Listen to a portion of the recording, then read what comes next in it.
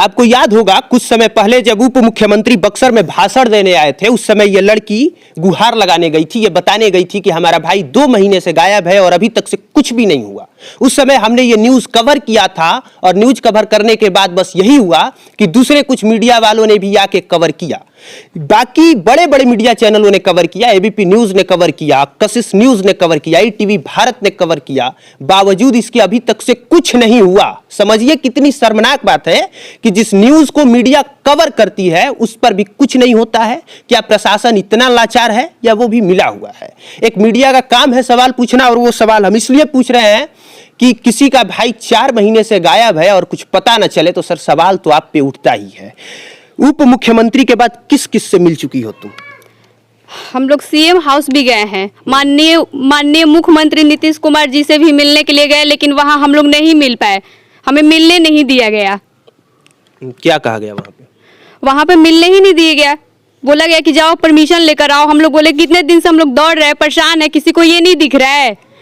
हम लोग को जेल में ले जाके बंद कर दिया गया वहां से।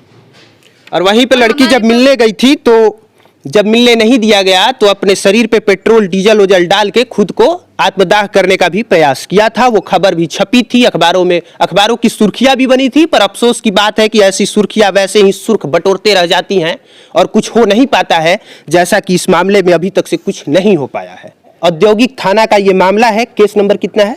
191-20 191-20 केस का नंबर है।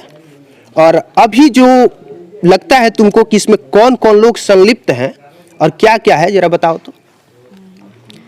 ये तो प्रशासन का काम है ये सब करना, छानबीन, लेकिन प्रशासन सपोर्ट ही नहीं कर रहा है तो क्या उम्मीद रखे हम चाहते हैं कि हमें सीबीआई मिले, हम सीबीआई का डिमांड कर रहे हैं, क्योंकि सीसी फुटेज है, मधुबन मेगा मार्ट मॉल है यहाँ पे, उसका सीसी फुटेज में छेड़छाड़ किया गया है, वो हम लोग को नहीं दिया जा रहा है।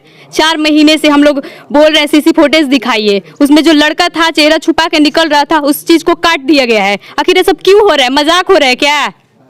हमें नहीं पता कि इसमें कौन संलिप्त है कौन नहीं, और मामला आंतरिक मामला क्या है। बस हम इतना जानते हैं कि पब्लिक प्लेटफॉर्म का काम है सवाल पूछना कि पुलिस प्रशासन जवाब क्यों नहीं दे रही, क्यों अपने काम में असफल है। सरकार जिसके लिए पेमेंट करती है वही कुर्सी पर बैठकर अगर पुलिस कर रही है तो फिर जवाब दे और पूरी जी जान लगा दे। जी जान लगाने के बाद रिजल्ट दे। सर कम से कम बताए तो सही कि लड़का है कि नहीं, और है तो किस हाल में है, कहाँ है।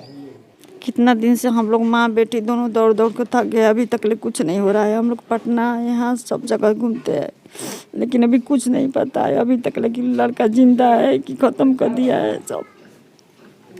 बस इंसाफ चाहिए। माननीय नरेंद्र मोदी प्रधानमंत्री जी से भी हम रिक्वेस्ट कर रहे हैं कि हमें सपोर्ट करें और हमें न्याय दिलाए, क्योंकि यहाँ के प्रशासन पे हमें विश्वास नहीं हो रहा है। लड़का को वो लोग बरामद कर दे।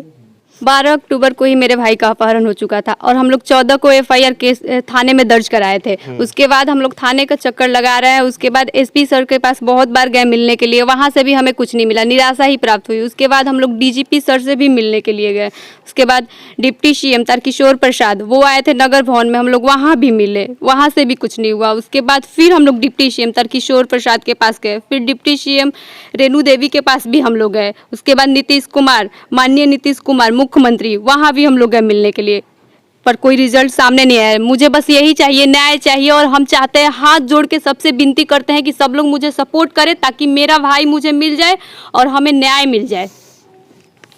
समझिए आप उस दर्द को कि अगर किसी का भाई या किसी का बेटा 4 महीने से गायब हो और पता ही न चले उस माँ को, उस भाई को और उस बाप को पता ही न चले कि हमारा बेटा किस हालत में कहाँ है, तो उस पर क्या गुजरेगी।